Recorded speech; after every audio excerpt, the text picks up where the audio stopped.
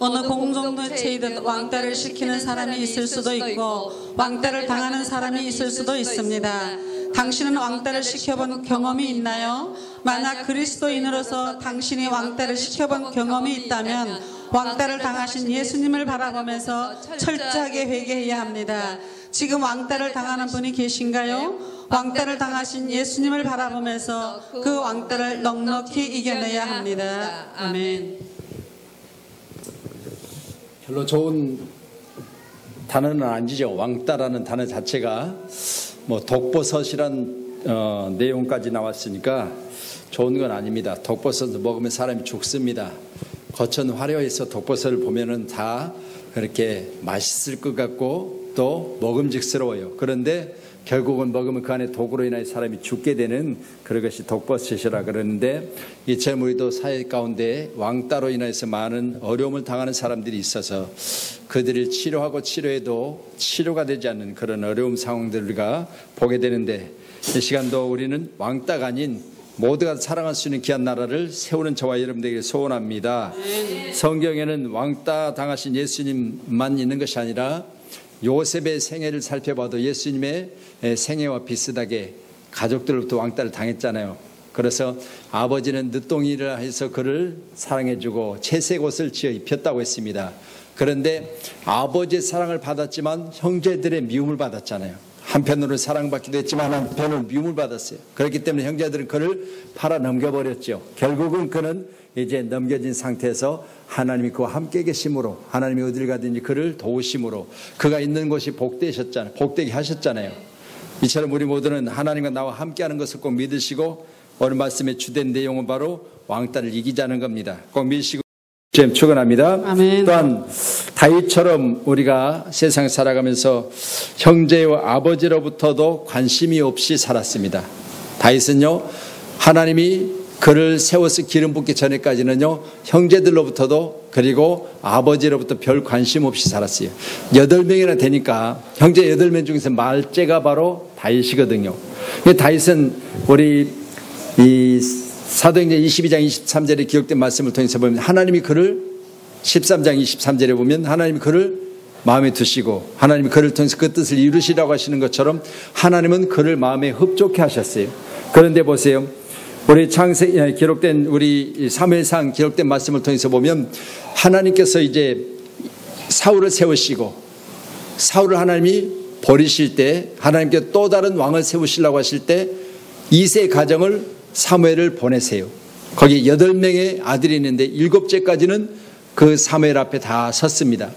그래서 사무엘 앞에 서준 그들을 사무엘이 볼 때 하나님 보실 때 분명히 뭐라고 말씀하시냐, 나는 사람이 보는 것 같지 않으니까 사람의 시각으로 살을 보지 마라, 그렇게 사무엘에게 말씀하셨거든요. 그런데 사무엘을 볼 때 첫째를 보니까 첫째 아들이 훌륭해 보여요.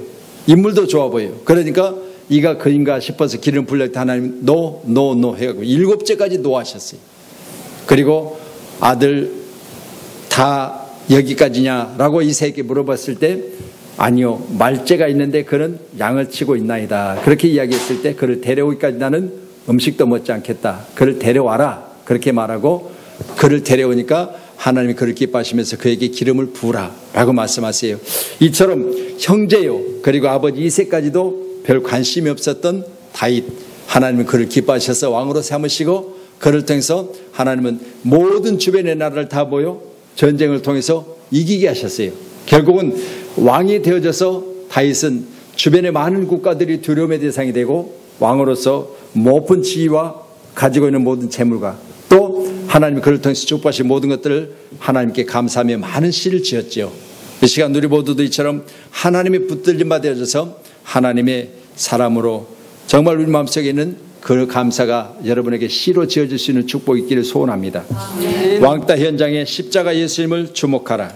오늘 말씀 보시는데 귀한 시간에 왕따 현장에 예수님의 십자가 다시 한번 볼 수 있기를 바랍니다. 아멘. 하나님이 장자인 나는 말씀만 대하면, 신바람이 납니다. 하나님이 장자인 나는 말씀만 대하면 너무너무 행복합니다. 아멘. 실질적으로 여러분 삶에 하나님의 말씀만 대하면 신바람 나고 하나님 말씀만 대하면 살만 나는 사람 되기를 원합니다. 아멘. 그래서 우리가 이 세상 살아가면서요, 아, 말씀이 있어서 나로 하여금 살만 나게 하는구나, 말씀이 있어 나루감 신바람 나는구나. 그러면서 춤추며 사는 저와 여러분 꼭 되시기를 소원합니다. 아멘. 이 땅에 사는 날 동안요, 우리의 삶은 한계가 있다고 전에 말씀드렸잖아요. 떠나시고 주인이 돌아와서 다시 그것을 결산하자 할 때라고는 말씀을 통해서 우리의 삶은 한계가 있어요. 이 한계의 삶을 우리가 어떻게 살아야 되냐? 기쁨으로 살았어요. 아멘. 그래서 누구나 물어보면 예수 믿는 사람들에게는요, 기뻐요, 즐거워요, 행복해요 그래야지. 말씀드린 대로 똑같이 선교를 갔다 와도 죽을 뻔했어요. 차를 그렇게 오래 탈 줄은 몰랐어요. 지긋지긋했어요. 그러는 것보다 오래 타는 시간 동안 내가 기도할 수 있어서 좋았어요. 이 방법만 바꾸면 엄청난 축복이 우리가 있잖아요. 할렐루야. 그런 믿음의 사람 되기를 소원합니다. 그렇죠? 우리 주님의 십자가를 지시 않았다면 새 생명을 어떻게 우리에게 허락하시겠어요? 그러니 새로운 것이라는 것은 여러분 많은 어려움과 고통 가운데 견디며 새로운 것이 이렇게 주어진 줄을 꼭 믿으시고, 새 인생 살아가는 날 동안 항상 우리는 구시대 가운데 있었던 것들을 다 버릴 수 있는 저와 여러분이 되기를 소원합니다. 저는 말씀 보시면서 왕따 현장에 있었던 기억들은 다 버리시고요, 이제는 우리는 다시 한번 예수 그리스도로 말미암아 넉넉히 이기고도 남는 자 되기를 소원합니다. 아멘. 우리 고린도후서 4장 7절로 히브리서 12장 2절의 말씀을 이어서 계속해서 보시도록 하겠습니다. 같이 봅니다. 이 보배를 질그릇에 가졌으니 이는 심히 큰 능력은 하나님께 있고 우리에게 있지 아니함을 알게 하려 함이라. 우리가 사방으로 우겨쌈을 당하여도 쌓이지 아니하며 답답한 일을 당하여도 낙심하지 아니하며 믿음의 주여 또 온전하게 하시는 이인 예수를 바라보자. 그는 그 앞에 있는 기쁨을 위하여 십자가를 참으사 부끄러움을 개의치 아니하시더니 하나님 보좌 우편에 앉으셨느니라. 아멘. 아멘. 세 번째 제목의 왕따 현장의 십자가에 예수님을 주목하라 그랬는데, 이 제목을 조금만 바꾼다면 예수님은 왕따 현장에 어떻게 그걸 이기셨는가 그렇겠죠. 여러분 말씀을 통해서 보니까 왕따 현장에 예수님은 십자가로 이기심을 우리가 볼 수 있어야 될 줄로 믿습니다. 아멘. 다 보면서 사람들이 그죠, 손가락질하고 침 뱉고 뺨을 치고 또 이제 입고 있던 예수님의 옷을 벗기고 흉포를 입히고 또 예수님이 이 가지고 있는 모든 것들을 다 그들이 위안다 씌워서 머리에 가시 멜관을 씌우고 하면서 그들이 했던 모든 것들은 다 무시하는 예수님, 무시를 당하신 예수님입니다. 그렇지만 예수님은 그 무시 가운데서도 반드시 하나님의 주신 축복의 중심에 계셨기 때문에 예수님은 사흘 만에 살아나셨습니다. 그래서 마태복음 오늘 우리 말씀 보신 대로 28장의 말씀을 통해서 보니까 예수님이 죽으셨다가 사흘 만에 살아나셨어요. 무덤을 보니까 빈 무덤이요. 그래서 이제 예수님을 치고든 빌라도 법정의 모든 자들이 예수님이 살아나셨다는 소식을 들어요. 그러니 십자가상에서 못을 받고 십자가상에 사형 언도를 내린 그들이 얼마나 두려웠겠어요. 실제로 진짜로 죽었는데 죽은 그가 살아났다고 하니 얼마나 두렵겠냐 그 말이에요. 그러니까 그들이 장로들과 대제사장들과 서기관들이 돈을 주고 다시 군졸들을 시켜요.